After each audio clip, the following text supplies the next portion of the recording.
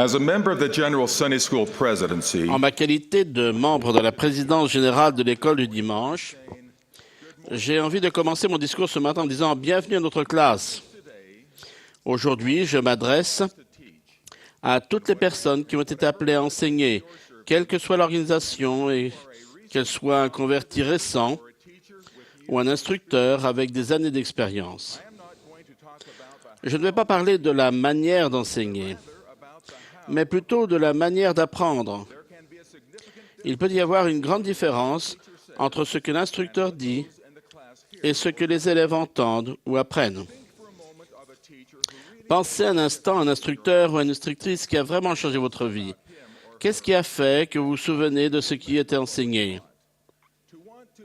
Qu'est-ce qui vous a poussé à vouloir découvrir la vérité par vous-même, à utiliser votre libre arbitre et à agir et non à être passif?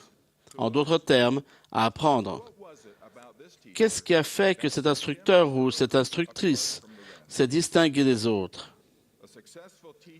Un excellent instructeur et auteur a dit « Dans l'apprentissage, ce qui compte le plus, c'est l'attitude de l'enseignant. » Vous remarquerez que ce qui compte le plus dans l'apprentissage, ce n'est ni le nombre d'années que l'instructeur a passé dans l'Église, ni l'expérience de l'enseignement, ni même la connaissance qu'un instructeur de l'Évangile, ni les techniques d'enseignement. Ce qui compte le plus, c'est l'attitude ou l'esprit avec lequel l'instructeur enseigne. Lors d'une réunion mondiale de formation, Jeffrey R. Holland a raconté cette histoire. Depuis de nombreuses années, j'aime l'histoire que le président Packer a racontée sur l'instructeur de l'école dimanche de William E. Barrett, quand il était enfant. Un frère danois âgé a été appelé à instruire une classe de garçons turbulents. Il ne parlait pas très bien l'anglais. Il avait encore un fort accent danois. Il était beaucoup plus âgé, il avait de grosses mains de paysan. Pourtant, il devait instruire ces jeunes gens remuants de 15 ans. Il semblait clair qu'il n'était pas l'homme de la situation. Mais frère Barrett a dit, et c'est ce que frère Packer citait, que cet homme a réussi à les instruire malgré toutes ces barrières, malgré toutes ces difficultés. Il a touché le cœur de ces jeunes chahuteurs de 15 ans et il a changé leur vie. Et le témoignage de frère Barrett était le suivant. Nous aurions pu nous réchauffer les mains à la flamme de sa foi. Les instructeurs de l'Évangile qui réussissent sont ceux qui aiment l'Évangile. Ils sont enthousiastes et parce qu'ils aiment leurs élèves, ils veulent qu'ils ressentent ce qu'eux-mêmes ressentent et vivent la même chose qu'eux. Enseigner l'Évangile, c'est communiquer son amour pour l'Évangile. Frères et sœurs, l'attitude d'un instructeur ne s'apprend pas, elle s'attrape. Comment donc acquérons-nous l'attitude nécessaire pour être un bon instructeur? Je vais traiter de 4 principes de base de l'apprentissage de l'Évangile. Premièrement, plongez-vous dans les Écritures. Nous ne pouvons pas aimer ce que nous ne connaissons pas. Prenez l'habitude d'étudier les Écritures tous les jours, indépendamment de la préparation de votre leçon.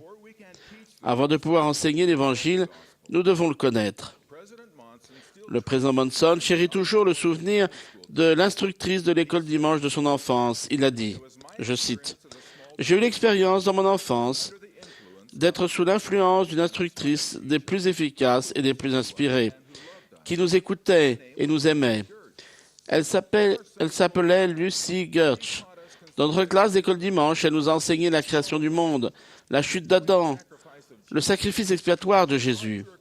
Elle a mené dans sa classe comme invité d'honneur Moïse, Josué, Pierre, Thomas, Paul et bien sûr le Christ. Nous ne les avons pas vus, mais nous avons appris à les aimer, à les honorer et à suivre leur exemple. » Fin de citation. Lucy Gertsch a pu avoir ses invités d'honneur dans sa classe parce qu'elle les connaissait. Ils étaient ses amis tendrement aimés. Grâce à elle, ses élèves ont également appris à les aimer, à les honorer et à suivre leur exemple. Le Seigneur a dit à Hiram Smith, « Ne cherche pas à annoncer ma parole, mais cherche tout d'abord à obtenir ma parole. » Cette exhortation s'applique à chacun de nous. Le Seigneur nous a commandé de sonder les Écritures, de nous en faire un festin et de les garder précieusement. En sondant sincèrement la parole du Seigneur, Et en méditant à son sujet, nous aurons son esprit avec nous. Nous apprendrons à connaître sa voix. Peu après mon appel comme président de Pieux, notre présidence de Pieux a reçu une formation d'un 70 d'interrégion. Pendant la formation, j'ai posé une question à laquelle il a répondu. C'est une bonne question. Prenons le manuel d'instruction générale pour trouver la réponse. Nous avons donc consulté le manuel, il y avait la réponse à ma question. Un peu plus tard, dans notre formation, j'ai posé une autre question. Il a de nouveau répondu. Bonne question. Prenons le manuel. Je n'ai pas osé poser d'autres questions. J'ai pensé qu'il valait mieux lire le manuel. Depuis, j'ai pensé que le Seigneur pourrait donner une réponse semblable à chacun de nous lorsque nous lui faisons part de nos problèmes ou que nous lui posons une question. Il pourrait dire, c'est une bonne question. Si tu relis Alma, chapitre 5, ou Doctrine et Alliance, section 76, tu te souviendras que je t'ai déjà parlé de ce sujet. Frères et sœurs, il est contraire à l'économie des cieux que le Seigneur nous répète individuellement ce qu'il nous a révélé collectivement. Les Écritures contiennent les paroles du Christ. Elles sont la voix du Seigneur. L'étude des Écritures nous entraîne à entendre la voix du Seigneur. Deuxièmement, appliquez ce que vous apprenez. Lorsqu'Hiram Smith a souhaité faire partie de cette grande œuvre des derniers jours, le Seigneur lui a dit, « Voici ton œuvre, c'est de garder mes commandements. Oui, de tout ton pouvoir, de tout ton esprit et de toute ta force. En tant qu'instructeur, notre œuvre, c'est avant tout de respecter les commandements de tout notre pouvoir, de tout notre esprit et de toute notre force. Troisièmement, recherchez l'aide des cieux.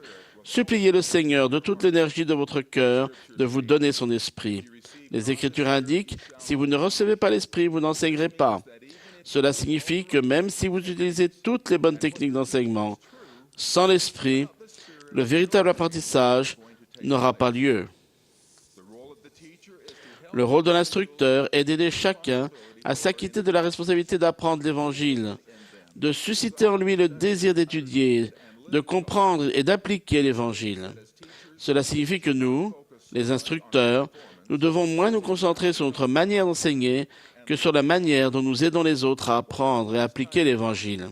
Quand vous êtes-vous agenouillé pour la dernière fois pour demander au Seigneur non pas seulement de vous aider à faire votre leçon, mais aussi de vous aider à connaître les besoins de chaque élève de votre classe et à y répondre? Aucune classe n'est grande au point que nous ne puissions prier pour demander l'inspiration afin de savoir comment toucher chaque élève. Il est naturel que les instructeurs ne sont pas à la hauteur.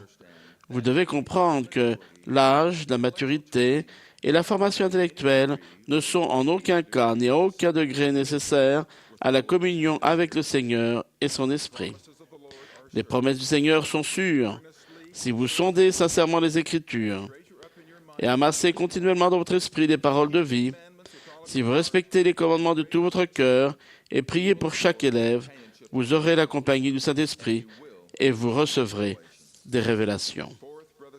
Quatrièmement, mes frères et sœurs, il est capital que nous utilisions notre libre arbitre et suivions sans attendre les incitations spirituelles que nous recevons. Le président Monson a enseigné. Nous observons, nous attendons, nous écoutons le murmure doux et léger. Quand il parle, les sages obéissent. On ne doit pas remettre à plus tard ce que l'Esprit murmure. Fin de citation. Vous ne devez pas avoir peur d'exercer votre libre arbitre et de suivre les pensées et les impressions que l'Esprit du Seigneur met dans votre cœur. Vous serez peut-être gêné au départ, mais je vous promets que vous aurez les expériences pédagogiques les plus belles et les plus gratifiantes si vous vous soumettez à la volonté du Seigneur et suivez les murmures de Saint-Esprit.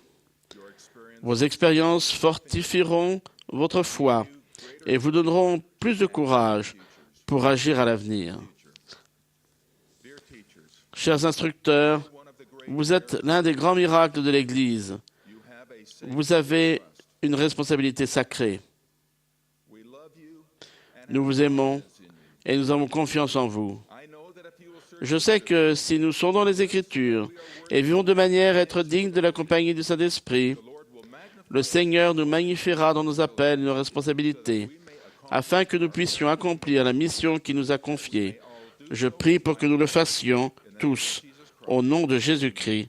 Amen.